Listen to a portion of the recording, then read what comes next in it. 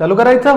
चलो तर next question बेटा, अजून आज सेम क्वेश्चन आलाय लॉगचा, याच्यामध्ये पण आपल्याला शो करून दाखवायचं आहे. ओके, मागच्या क्वेश्चन मध्ये पण लॉग आला होता बेटा, त्याला पण आपण सॉल्व्ह केला. आता हा क्वेश्चन मला सांगा रे, मी मागच्या क्वेश्चन मध्ये पण सांगितलं होतं सर लॉग असेल तर काय डायरेक्ट लॉगच्या ठिकाणी व्हॅल्यू पुट करायची. ओके, लॉगच्या ठिकाणी काय करायची, डायरेक्ट व्हॅल्यू काय करायची, पुट करायची. तर सांगा बेटा, सगळ्यात पहिले प्रॉपर्टी कुठली बे, 0 to इन्फिनिटी. हा, नंतर बेटा e to the power minus x लिहा किंवा झेड लिहा. Okay, e to the power minus z, इथे बेटा z to the power n-1 into d z is equal to काय होतं बेटा, gamma function of n. Okay, आणि कंडिशन काय होतं रे सर, सगळ्यात पहिले व्हॅल्यू पुट करा सर नंबर 2 वर, हा x ची व्हॅल्यू, नंबर 3 वर dx, नंबर 4 वर लिमिट, अबे हो का, नंबर 5 वर काय करायचं, कम्पेअर. ओके सर, एवढं जर केलं तर बेटा आन्सर काय आपलं मॅच होणार 100%. नाही झालं तर सर मग डबल पुट करायचं, तरी नाही झालं तर खतम व्हायचं. सर आम्ही तर आहोच ना, तर अजून व्हायचे. ओके ठीक आहे. नंतर चलो बेटा काय लिहिणार, पुट सांगा रे. पुट जर लिहिलं काय लिहिणार बेटा, log 1/x is equal to काय लिहिलं sir, z. 1/x is equal to z. Sir log जर तिकडे गेला बेटा, मी मागच्या क्वेश्चन मध्ये सांगितलं होतं सर लॉग जर इकडे गेला, हे बघा असा लॉग जर इकडे गेला तर बेटा लॉग जर तिकडे गेला काय होते, तो एक्सपोनेन्शियल फंक्शन. काय होते, एक्सपोनेन्शियल फंक्शन. हे बघा सर, लॉग जर तिकडे जात असेल तर बेटा काय होते, एक्सपोनेन्शियल फंक्शन. तर सांगा बेटा काय 1/x सेम टू सेम असतं सर, लॉग तिकडे गेला तर काय झालं असतं, e to the power z. नंतर तर sir x is equal to काय आलं असतं, 1/e to the power Z. बेटा खाली आला असता, हा कुठे गेला असता, इकडे. ओके, तर आपल्याला कशाची व्हॅल्यू मिळाली असती, x ची. सर मिळाली बघा, पुट केल्यानंतर कशाची व्हॅल्यू मिळाली, x ची. आता काय करणार बेटा, डेरिव्हेटिव्ह. तर सांगा काय लिहिणार, differentiate with respect to x. Differentiate with respect to x. Sir x चा डेरिव्हेटिव्ह सर dx. अबे हो का, x चा डेरिव्हेटिव्ह dx. बेटा e टू दी, अरे याला असं लिहायचं राहिलं सर, हा खाली आहे, वर लिहिलात काय लिहिणार बेटा, e to the power minus z. Okay, हे सांगतो गदेव कुठून आलं sir, 1/x to the power n असेल त्याला काय लिहितो आपण, x to the power minus n. बेटा प्लस असेल तर मायनस, मायनस असेल तर प्लस. ओके, तर बघा बेटा इथं प्लस आहे, वर लिहिलात काय लिहिला, मायनस. हा, नंतर sir e to the power Z चा derivative, e to the power minus Z चा derivative, e to the power minus Z. आणि बेटा मायनस झेड चा डेरिव्हेटिव्ह काय लिहिलं असतं समोर, -1 इंटू काय लिहिलं असतं, dz. ओके सर, इथं खतम झालं. ओके, टेन्शन नका घेऊ. Derivative of e to the power minus x चा डेरिव्हेटिव्ह होते e to the power minus x. आणि बेटा हा जो पण नंबर असेल वर त्याचा डेरिव्हेटिव्ह कुठे लिहितो रे आपण, समोर. ओके, तर सर -x चा डेरिव्हेटिव्ह -x. सर मग इथं 2x असतात त्याची, तर बेटा 2x जर असता, लक्ष द्या इकडे सर, 2x असता तर बेटा इथे पण काय आलं असतं 2x, आणि 2x चा डेरिव्हेटिव्ह कुठे लिहिला असता, समोर काय लिहिला असता, 2. ओके बाबू, थोडसा पेन कागद चालव, नाही तर बस सर देत आहे करून आयतं छापाचं. बेटा 2 महिन्यात खतम, पुन्हा सेम टू सेम. ओके, हा तर थोडेसे पेन कागद भी चालव. चलो नंतर नेक्स्ट.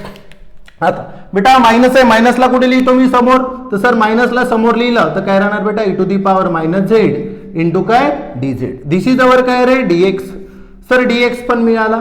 आता सर dx झाला, आता काय चेक करणार बेटा, लिमिट. सांगा लिमिट काय होतं रे याच्यावाल्या.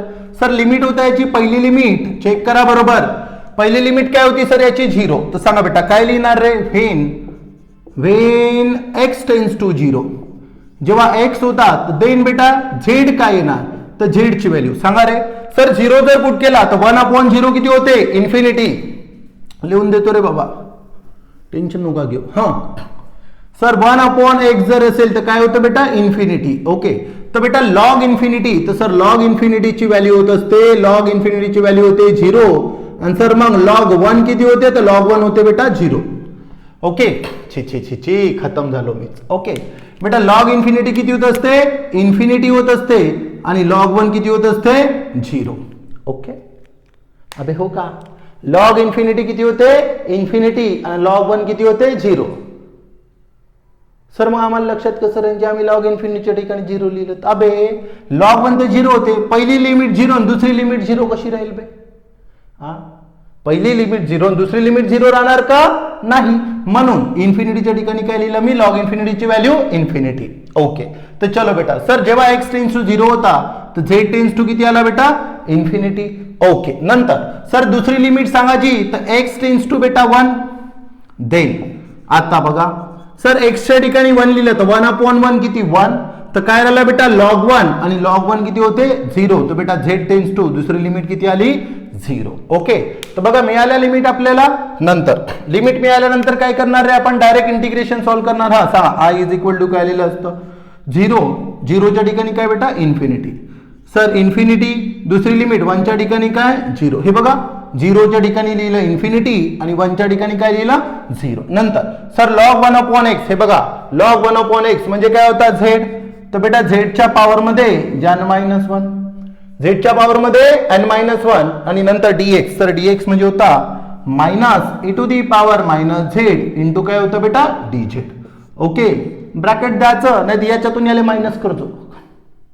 हा याच्यातून याला मायनस होणार का बेटा, नाही, हा मायनस कुठे येणार बाहेर, तर सर -1 ला बाहेर काढलं काय राहणार बेटा, infinity to 0 e to the power minus z नंतर z to the power n-1 into काय रे dz. बघा बेटा हे सगळेच्या सगळे याच्यासारखंच वाटत आहे, फक्त इथे लिमिट बघा, लिमिट काय इन्फिनिटी टू 0, आपल्याला लिमिट काय पाहिजे बेटा 0 टू इन्फिनिटी.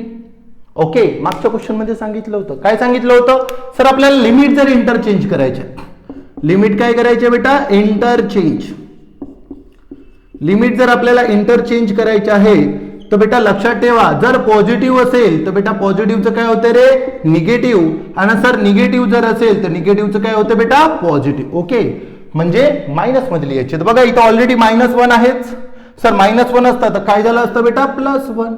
ओके, मग सर इथं +1 असतात, इथं काय झालं असतं -1. ओके, लिमिट चेंज केली तर ठीक आहे, तर सांगा बेटा काय लिहिलं असतं 0 to infinity e to the power minus z to the power n-1 into काय dz, आणि बेटा याचा आन्सर काय होतं gamma function of n. Okay, आणि हेच काय आपल्याला प्रूफ करून दाखवायचं होतं, तर काय लिहिणार हेन्स प्रूव्ड. ओके, काय लिहिणार हेन्स प्रूव्ड. कळलं बेटा. ओके, चलो thank you, see you next video. Okay, Telegram चॅनलला जॉईन करा, चॅनल सबस्क्राईब करा, जेणेकरून तुम्हाला दुसरे व्हिडिओ मिळाले पाहिजे. ओके, ठीक आहे.